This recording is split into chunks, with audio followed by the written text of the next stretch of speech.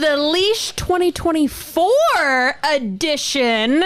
And we're headed into the last week of the regular season, if you can believe it. Leah Doherty, Ashley Holder, no Mark Schwab here today. Girls' night. We're hey, we did it. Week 2. Our girl episode actually did the best. It did do pretty well. I mean, we had some wild stories from Pittsburgh to share, so maybe that helped with my bug adventure. It's either that or the people are not feeling Mark when they're like, let the girls handle it. No, we need Mark. And in true Mark tradition, I have a true false. I mean, we can both weigh on it, but you're the only one that, don't know. Who else are we asking? It's coming. Right, exactly. We could put up a poll or something in theory. True or false, Browns would have clinched the AFC North if they had their starters. Now, I'm talking about the people that went down with season-ending injuries. So I'm talking about Nick Chubb, Deshaun Watson, some of those guys. Browns would have clinched the AFC North if they had those guys playing. Good one. It's a tough one. I like the way that you're thinking, but I'm going to have to... I know, I stumped you with it. I tried to live up to Mark's. I can give you my thoughts. I'm going to be honest. I'm just going to still go out and say no because I honestly think the Baltimore Ravens are the best team in the NFL right now. I think they're healthy. They're hitting on all cylinders. They look good. And I understand that people in the AFC North don't want to hear that. Browns fans don't want to hear that, but they look great. And I think regardless whether Chubb and other guys were on the field, I think the Browns would be the next best within that division. But I just think, man, they're doing so well. And they've had previous success. So it's like they knew they needed to take it to that next level to keep furthering off into the playoffs. I think this Ravens team is far and wide the best team in the NFL right now, and I think Lamar Jackson made that known with his 5 touchdowns and sealed up the case for MVP. I think it's really interesting to think to what this Browns team could have looked like because you don't know how consistent of a performance you would have got from Deshaun Watson. It would have been really exciting if we saw like Joe Flacco and Nick Chubb together. The potential of that duo together could have been really fun. But I think so much of the identity of this team is built on how they've responded to that adversity of losing all those guys. And so that's what this team has been, and the grit and overcoming it. And so it's hard to know what they would have looked like had you not been through that. And how do you know if there's no Chubb? Does Deshaun stay? Is there if Chubb leaves, was Deshaun going to stay? I don't know if I said that twice. Did I say the opposite way? But you get what I'm saying. Like, we don't know if one would have happened the same way. If Chubb would have stayed, maybe Deshaun never leaves, and I'm not putting Deshaun over Lamar Jackson. I'm just not going to do it to run a team. Even a fully healthy Deshaun Watson, I don't think could have competed with what we saw from Lamar. Exactly. Yeah. So I just think when you look at those steps, it's like, I don't know if that all would have worked well together, but completely what you said, they're where they are because of what they've been through. Yeah, totally. That's what it is. You can't really say, would it have happened that way if they were all healthy? Probably not. Right. I actually think no, it wouldn't have happened that way. You just have no idea. And before we look ahead to week 18 and the regular season finale in Cincinnati, feels like it's been a lifetime since we had the Jets game because so much has happened since then. But I think it's worth touching on, and they spoke about it a little bit today, Jerome Ford, Kevin Stefanski in the press conference today, the run game that we saw. I think what's exciting with this offense under Joe Flacco is that they can open it up, and so many different guys have stepped up, right? You don't have Amari Cooper, but then you have guys like Elijah Moore stepping up, Jerome Ford stepping up. The first half from David Njoku was insane, like over 100 receiving yards just in the first quarter. So they rushed for 127 yards. That was their most since week 10 against the Ravens, 178. And I think that was great. I mean, but that's, like you said, that's what Joe Flacco can do. He can open up the offense because everyone knows he loves the deep ball. So now are you going to focus on those guys? Who are you going to look at? And it opens up those walls and, holes like that for Jerome Ford. But, the crazy thing is, like, that game was so good in that first half, and you look at Flacco with 295 yards, but finishes with 309. Right. So it kind of seems like it was kind of stagnant when it comes to that second half. Remember, I always have to put this out there. The Jets are not very good. This is not a great team. So again, and I want to say 4 fumbles on the day.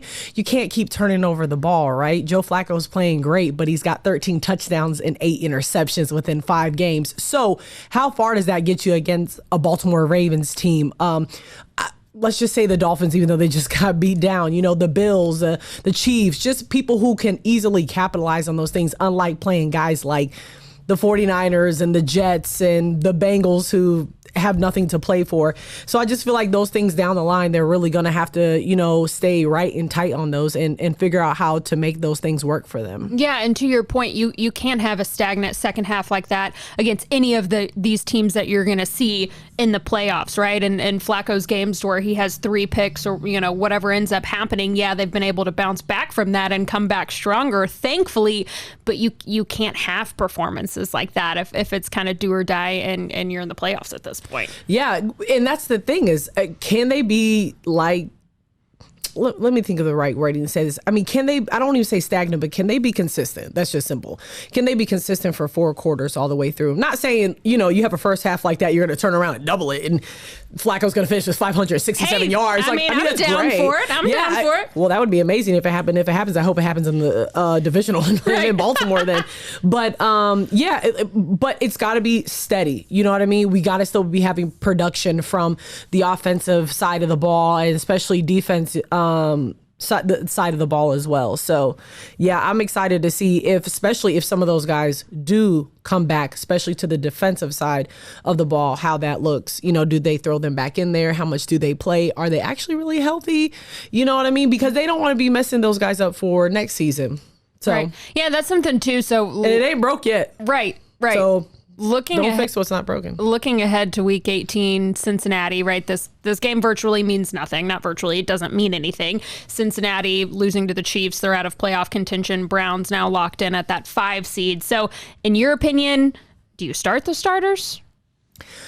I do think that Stefanski is going to start them. Yes, I think it's okay if you start them. Them playing for 4 quarters doesn't make any sense, because at the same time, they're 11-5. You want to finish 12-5, because that still matters for Stefanski. That still matters on people's checks. That still matters on extensions for him. You want to whatever win every game you're playing in. Right, you do. But let's just be real. It's the NFL. There's always money on the line for a certain amount of wins. There's always stuff that we don't know about. You know what I'm saying? I actually think it's less about wins than. The wins to me matter in order to get certain things for other people, if that makes sense. Because I think it's a money business. I think there's a lot of stuff in coming line. And of course, yeah, you want to fish a 12-win season. But yes, I think they start them, they get in a good place, and then go from there. But obviously, we were able to see the Bengals play with the Chiefs. So you really don't know how that's going to work. But do you risk getting someone hurt? HE double hockey sticks, no. You guys got to go play a wild card, and a wild card that you can get out of, which we'll talk more about, who they could possibly face in that first round. But yeah, you got to play them. And plus, you want to keep their legs under them. You don't want to have them a whole nother game, especially someone like Flacco. The guy hasn't played in a while. Yes, he has 5 games now, but you need to stay consistent with that. But do they play the whole game? No, I don't think so. But I think they definitely get them started for sure. And he's not going to say that until we go out there and we see these guys out here, and then Jeff Driscoll comes in, I don't know, second quarter, third quarter, whatever. Mm-hmm. Yeah, I think there's no way that these guys play 4 quarters. I mean, it's just stupid. No. You can't risk the injury now. And there's no way they don't play. Yeah, so it'll just be I guess, a balance of how long you play them, because yes, you factor in, these guys are competitors. I would say I'd find it hard to believe that guys in the locker room would be like, no, don't start me. I'd rather sit out and not play this game. I feel like guys are competitors, and too, it's a divisional opponent. Like, it's easy to get up for a game like that when you're playing down the road in Cincinnati. How much we're going to see of him, I don't know. Is it a question of Kevin Stefanski gave an update today on Amari Cooper, Elijah Moore, obviously not much of an update, but he felt positive about it, that they're going in the right direction. Obviously, Amari tried to play on Thursday, so is it a question of, do you maybe get him out there for a little bit just to help with his rehab, see how he's doing, kind of get into the groove so he's not totally fresh, coming off of not playing in a little bit and then playing in the wild card game? Maybe it's a tough call. Yeah. I mean, with Stefanski, and not even just Stefanski. I mean, this happens all the time at the end of the season because you don't know what's going on, right? Especially when you've already locked up in a spot. You really don't have to play them, but like you said, it's all about their body and where they're at. But like you said, Stefanski said he talks to his players. So those are conversations we're not going to know, and we can only guess about what they said. He talks to him. I think if Flacco says, I don't want to play, I don't think he's going to play. If Flacco says he wants to play, I think he's going to play. He's going to talk to those big guys and say, hey, do you want to try and go? Do you want to do this? Do you want to do this? I think he's going to talk to them and then go from there. But I do think that we'll see other people, just like we have towards the end of these games, like the Jets and stuff like that, of other people who are getting film, getting their tape, seeing what they can do. if all hell breaks loose and they have to go in there and whatnot. We've been seeing that towards the end of some of these big games anyways. I expect the same exact thing to happen in Cincinnati. And same thing with Cincinnati. Cincinnati is probably going to be playing backups as well. They're getting taped. They're figuring out what they can do because, again, they're not playing for anything. So these are guys that are going to try and make a way for themselves. So that's probably going to be the same way back and forth between them. The positive of the Browns having as many injuries as they have had this year is normally you'd go into these games trying to play a lot of backups because they really haven't had a ton of experience this season.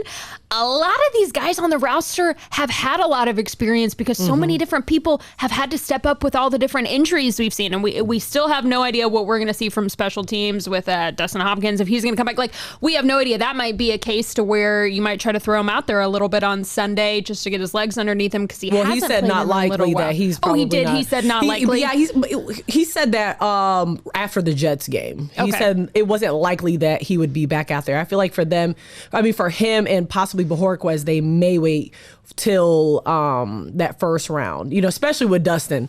That guy's playing great. Like, I wouldn't even want him out there. It's not like he's out there running and everything else. Like, he needs to kick that ball. And thankfully, the Browns haven't been put in a situation to where they had to rely on a kicker to win these past couple games. But you can guarantee a situation like that is going to come up once you get into the playoffs. But Riley missing that PAT showed them. You saw what Stefanski didn't go to him after that. He went back to him eventually, but he said it had nothing to do with the fact that he had missed that, though. That's what he said. Yes. But I don't believe him. If he makes that PAT, you're going back and going back to him because you're going to tell me that's a coincidence. He just what that's like you go to your boyfriend's house and like there's a girl over there. There's like hairpins and a brush that doesn't belong to you, and it's like, hey, had a good time last night. He's like, that wasn't. I don't know who that is. That's exactly what that's like. I love the comparison. I love the comparison. But yeah, they haven't been put in a situation to where you had to make a field goal to win a game or stay in a game, which thankfully, and that's probably going. I'm not saying it's going to be in that type of position, but it's close to being. You would think games are going to be tighter as you get into the playoffs, right? When you think about first, which again, I guess we'll get into it when we get to it, but it's that first round is it just depends, man, who they're going against. It's a tough one with that. We know that they're going to play someone in the AFC South, which is either going to be the Colts, the Jaguars, or the Texans. And they're all literally locked in. They all lose together. They all win together. Right. I'm like, dang, like, come on. Who do you want to see them play? Who do you think is the best option for them out of that first round? I would probably say Jacksonville. I think with CJ Stroud coming back and having the performance that he had, I think that could be a trap game. Yeah, I've said this all year about this team. I think the Browns have the potential to win or lose every single game. Any opponent. You look at like Broncos, you look at the Rams, you're like, oh, that's a gimme. The Bears, that's a gimme. Any of those, and they've lost some. And so, but then you go and beat the 49ers, and you go and beat the Ravens, and you think this team can beat anybody. And they have beat what's been considered the best in this league, 49ers and the Ravens. They've beat both of them. So let me ask you this question. Do you look at that differently because 49ers was at home, Ravens was away? How do you look at that considering where they have been on the road? Yes, they recently just played well on the road, but that wasn't like 5 games, right? We're talking a singular game. How do you look at that? I think it's very promising that as of late they played very well on the road. I think it'll be interesting that now you have a road stretch. Starting with Cincinnati, and then you're going on the road again. And you're on the road for the rest of the season, essentially. Exactly. And this defense has not played well on the road. And everybody played well in Houston, but you didn't have CJ Stroud either, right? And I think that makes a big difference. And I know that, right, Trevor Lawrence is banged up, right, with his shoulder. I don't know if he's practicing or what the latest update has been on him, but I would maybe think that's your best bet. You know more about Jacksonville than I do. I don't know how tough their road environment is, but to me, it doesn't strike me as one of the toughest places to play. Yeah, and looking at this now, they're saying that they're hopeful that Lawrence returns this week. Obviously, they need to win this game in order to win that AFC South position. But I would agree with you. I would say Jacksonville, off the strength of one, they've already played them. They were able to, I don't want to say beat them down because they scored a little bit towards the end, but they were able to take care of business and handle that. And then also Trevor Lawrence is not healthy. Right. I would rather go at someone who is not healthy because that's a lot better situation than getting Stroud, who came back from a concussion compared to this guy's body shoulder is actually, not completely functioning 100%. And I think that Houston could be a trap game for sure. And it's like, you see those teams where they beat you that first round. It's like, oh my God. And then they go get drilled the second round. It's like, what the heck? Like, I do not want to see that for the Browns, but I think that they play Jacksonville. I believe that Jacksonville will go and take care of business on Sunday. The good thing about the way this is set up is that the Colts and Texans are playing Saturday. So at least we know that,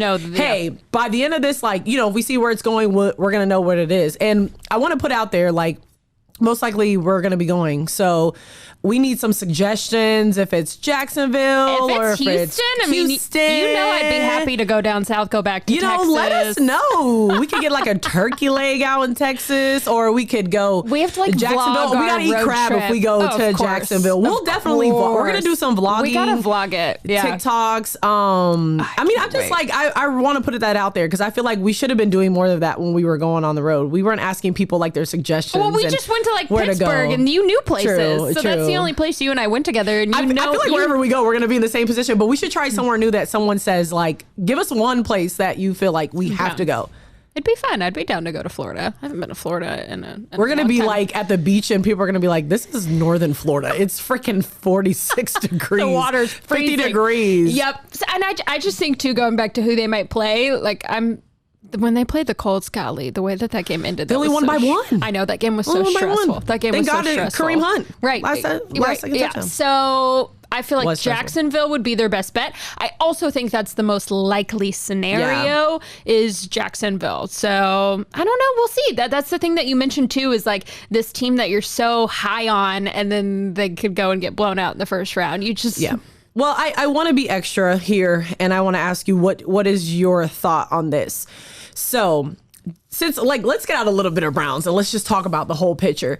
In your mind, are you going with, okay, they make it out of that first round and Flacco is going back to Baltimore, or are you looking great optics, right? Or are you going and you're thinking, man, Bills get out of the Bills win that AFC East, or no, you tell me who wins the AFC East, and do whoever loses that game would be in that 6th spot. So do they upset that first round and then they're going to head to Baltimore or something like that? Because obviously it's going to be the lowest seed would go to Baltimore at that point. Like, do you think it gets shaked up, or do you feel like the game is written for Flacco to go back to Baltimore? Of course it's written. I mean, that's the way it's supposed to happen. He's supposed to go back to Baltimore and have an incredible performance. And the city of Cleveland would light on fire. It'd be the greatest thing you've ever seen. I just think and I'd be curious to know too, which I'm sure Flacco wouldn't answer, but I'd be curious to know too, like, do you think about that stuff? All these guys say, right, they were asked about the playoffs so many times today, and every single time they said, we're just focused on Cincinnati. We're just focused on Cincinnati. But it would be so hard not to think about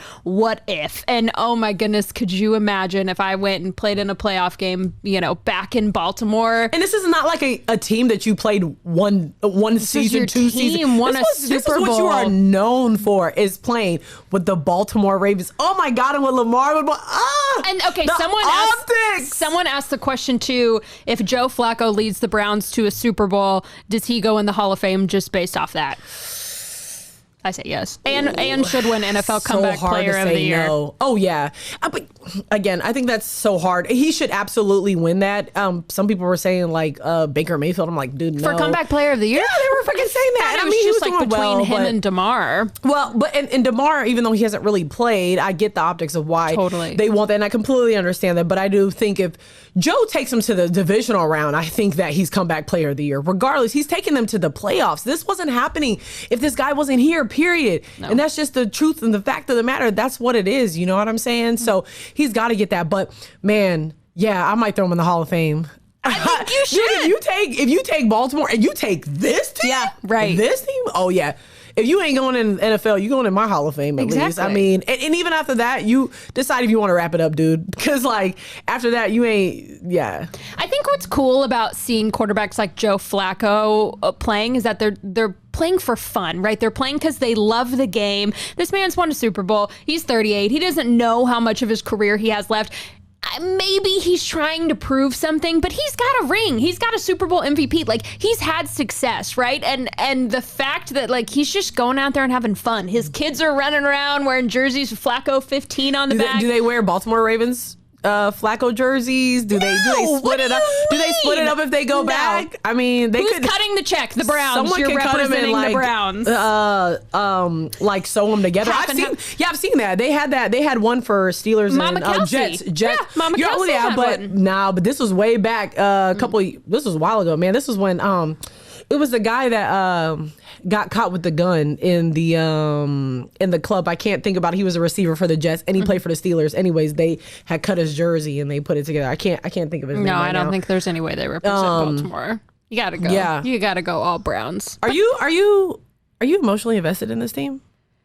I'm invested because it's our job, and I'm invested. Well, right? I get that. And I'm invested because I love a good story. Yeah. And like, how do you feel when you watch it? I know that sounds weird, but I always talk to other friends that are in sports, and it's funny because you see some people are more invested in others. It's like we can go there and watch a game from the press box, but I think what's cool about this beat is you hear a lot of people like, oh thank God. Like, I feel like we have so much emotion, almost like a fan, even though we're not a fan. Yeah. But we have those emotions like we're still on a roller coaster with people who are fans. Well, and so many people too have been on this beat for so long that cover the Browns too, and so I think you have that part that you're invested or you're from here. I think from my perspective, it's easy to root for people that you know are good people, and so to get to know these guys and know that guys like Joe Flacco are great people, and you want to root for them to have success because we're storytellers and it's a great story to get to be a part of, and this is a historic season to have Joe Flacco come in and do what he's doing, and so I think you root for them because once you get to know these guys, like just the sheer fact of how much they've had to go through this year, you want to root for an underdog, and there's not a bigger team that's an underdog than the Cleveland Browns. And so I think from my perspective, and I think you always just like I came from Madison before this, and I'm going to root for the Badgers to always do well and stuff, and the Packers just because like you know those guys and you want them to do well. But that's how I feel. I mean, I feel like I just get on these roller coasters with them. I'm like, oh gosh, because you're living there we go. I feel like that's definitely how it was with the Bills. That's definitely how everybody knows I rock with the Bills too. So you know, I'm locked in Sunday night football. I want to go to Old Orchard. I'm trying to find out a way how to get there. I have to say, because I know my brother doesn't listen to this podcast, so he's not going to know. We're doing my family's Christmas late. Like I'll be home this weekend, and we're doing it on Sunday. And I was in Buffalo recently because I was passing through when I was going to Rochester for Christmas, and in the grocery store there they have like a whole Crazy Bill section, obviously, and they had specific like buffalo seasoning that you put on like steaks or whatever. Josh Allen's like faces on it. And it's this special Bill seasoning, so I got it as a stocking stuffer for my brother, and I'm excited to see what it tastes like. But that's one of the things I got. I've seen it, but I've actually never had it, believe it or not. Someone sent me some buffalo Josh Allen seasoning. Let me see what that's hitting for. We'll see how it goes. And speaking of holidays, it is officially Happy New Year. Happy New Year. Why did we not start and say that? Did we say that? No, I think we said Happy New Year. Oh, okay. I said it's like 2024 or something. I'm curious, do you have any resolutions? Do you do resolutions? Do you believe in them? I do, and I do not keep them. Okay, what are they? So one of my biggest ones, I want to get more spiritual. I mean, I'm a spiritual person, but I want to get more spiritual. I want to get tapped in a little bit more. So what does that mean? I just think like just getting closer to God. I think every year, I think sometimes, you know, you get astray and stuff like that. So I think getting closer to God. I'm always trying to be in the gym more, especially since having twins. I feel like I've been led astray from the gym. Okay, so I want to be pulled back. I want that. Oh, you know what sounds so crazy? I want to be off my phone a little bit more. That's not crazy. I think everybody wants to be on my phone a lot. Because it's our job too. My screen time is always crazy. Sometimes I text you and I'm like, hey, this happened. You're like, all right, I saw it. I'm like, oh my God, Leah, put your phone down. I get alerts for like a lot of different Twitter accounts and stuff. I get a lot of, and then I check my email. The hardest thing for me to do is when I'm off for my wedding and honeymoon in April is to be not checking my email once. Leah. No, I'm gonna delete the app. You gotta relax. But Ashley, I'm telling you, it's just a habit. Like I open my phone and like I click the email icon. You have got to stay off your phone at least 75% of the time. I know. It's outside of pictures. It's gonna be the hardest thing. Take it on your Canon. My email. Take it on your Canon. I know. Leave the phone. You know what? Are you guys doing excursions and stuff like that? I think maybe like 1 or 2 days. So leave the phone. Leave the phone in the room or in the What if safe. something happens? In the safe. What if something happens when we're out hiking in the jungle and I need my phone? Let his take it. Well, why are you even going in the jungle anyway? Because we want to go for a hike. Oh my God. Are you going with other people? I think it's a guided hike. Okay, so I'm good. sure It doesn't need to be by yourself. The guide would have like a walkie-talkie or something if I were to get bit by a bug. I think let Matt take his phone and you leave yours. That's going to be I said it as like a New Year's resolution a couple years ago and I didn't follow through with it because that's what happens. But not checking my phone right when I wake up. I immediately check my phone right when I wake up. Good question. Let me ask you this. Do you have an alarm clock? On my phone. Okay, see, that's what I'm saying. I don't have an alarm clock or a clock. Yeah. So it's like you have to look at your phone to know what time it is. So now you have to tell yourself to look at your phone and stop looking at the phone. So I did put one of those like Hatch clocks. Have you heard about those? Oh, you should look at them. I have a Hatch for the kids. Is that the same brand, Hatch? And it like glows and simulates like a sunrise and it's a clock. I put one on our registry. Is the one that's shaped like this? Yeah. Mm-hmm. Okay. Oh, you like it? So, I don't know. I put it on our registry. Okay. So if someone buys me one off our registry, then maybe I won't have to check my phone in the morning and we'll see. Let me ask you this. Do you expect this is gonna be so weird. Do you expect like the sports team to get you like a registry gift? Like I said, how do you look at that? Like if I got married, I was like, Mark and Leah didn't give me nothing. Like, you're tripping.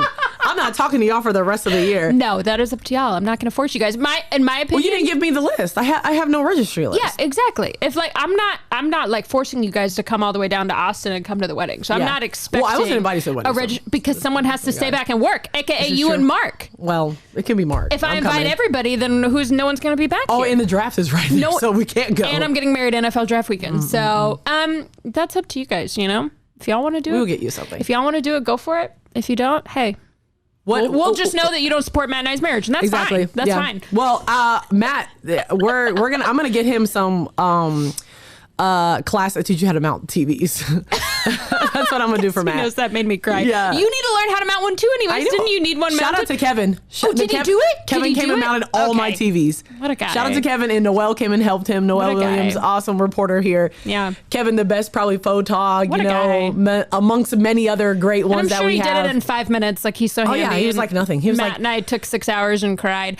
Another trend that's been going around with the new year, and I want to get your thoughts on it as well. Have you seen people posting like their ins and their outs? They're making lists on their phone and they're saying, here's what's in for 2024. Here's what's out. I recently just saw that. I don't have a list, but I have one thing that needs to be out, and it should have never been in. But you speak about going to the gym. More people are going to be at the gym now. People need to learn gym etiquette. I mean, the amount of people. What's gym etiquette? The way that you should act when you're in the gym, like wiping your equipment off, after to give people a courtesy. The number one thing that drives me crazy.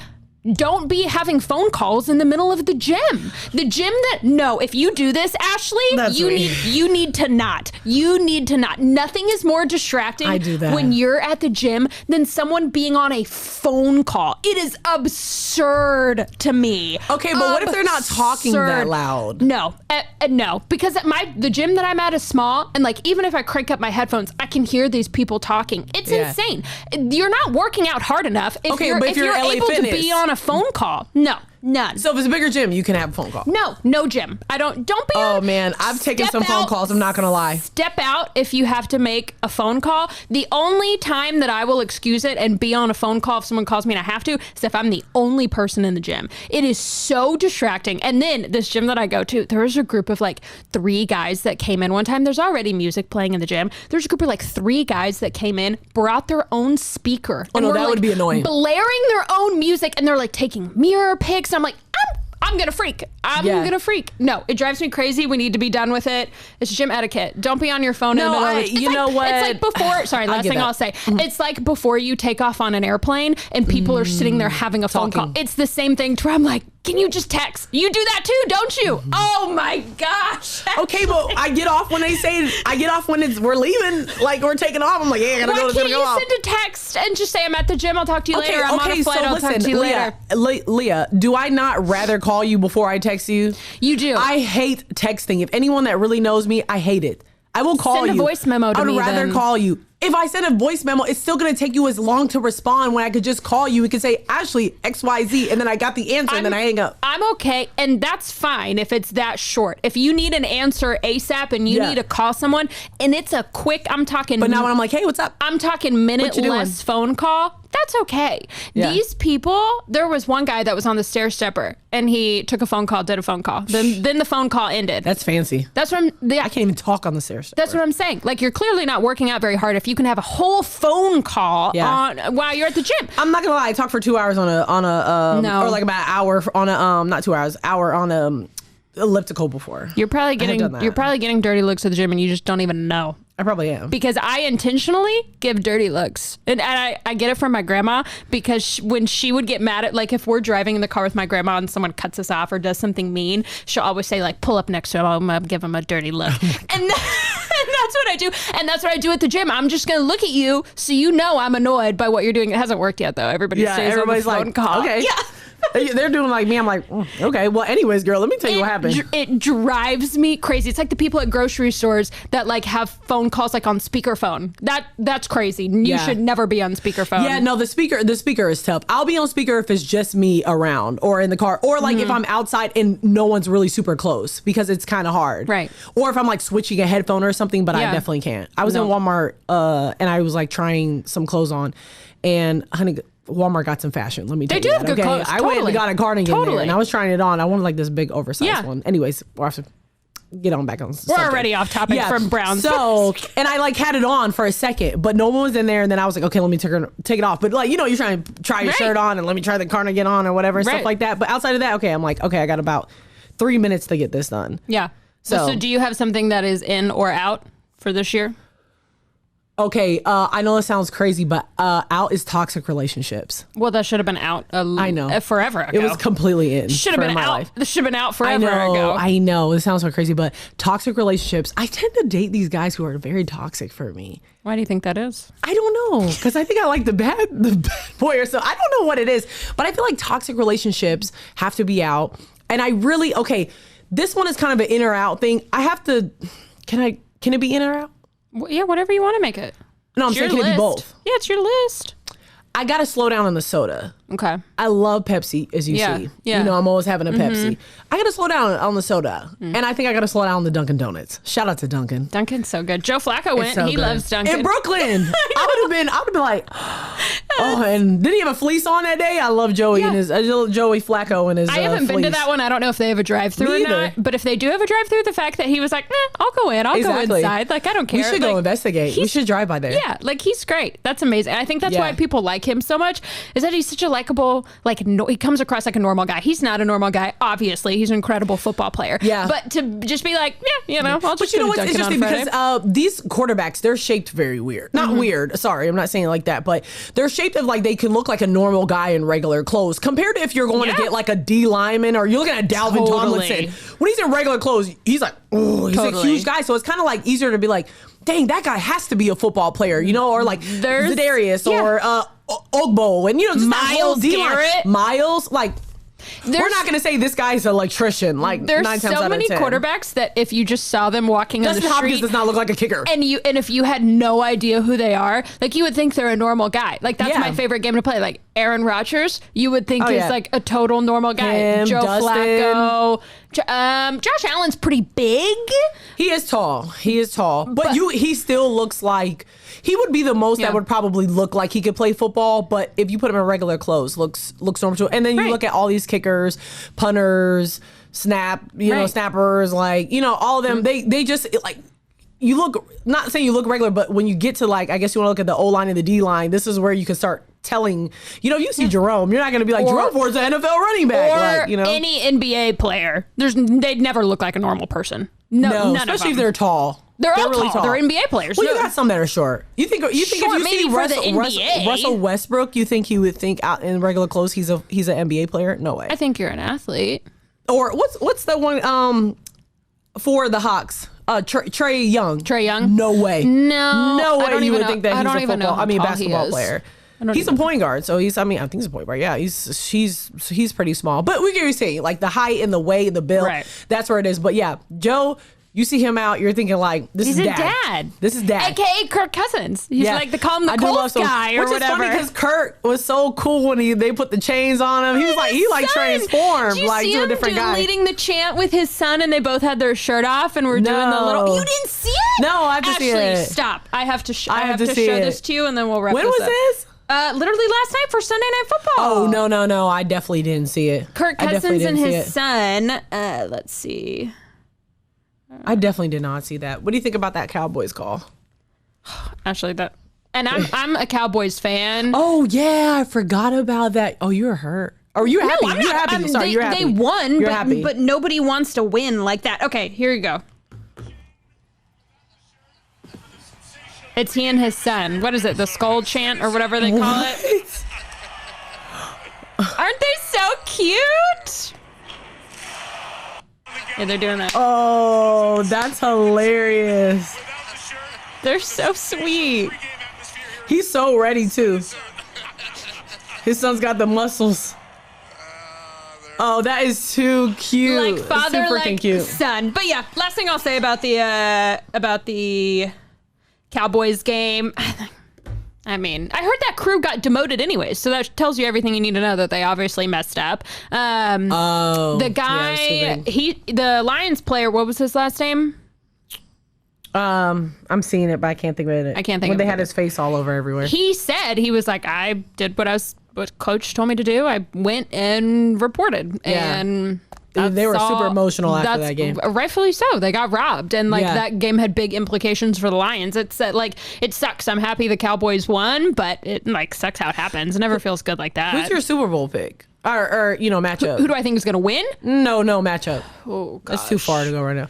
Well, I had thought 49ers Ravens, like everybody had thought. Yeah. And I think if I had to pick someone out of the AFC, I'm still going to go with Ravens. Yeah. I'm still going to go with Ravens right now. That's totally my AFC pick.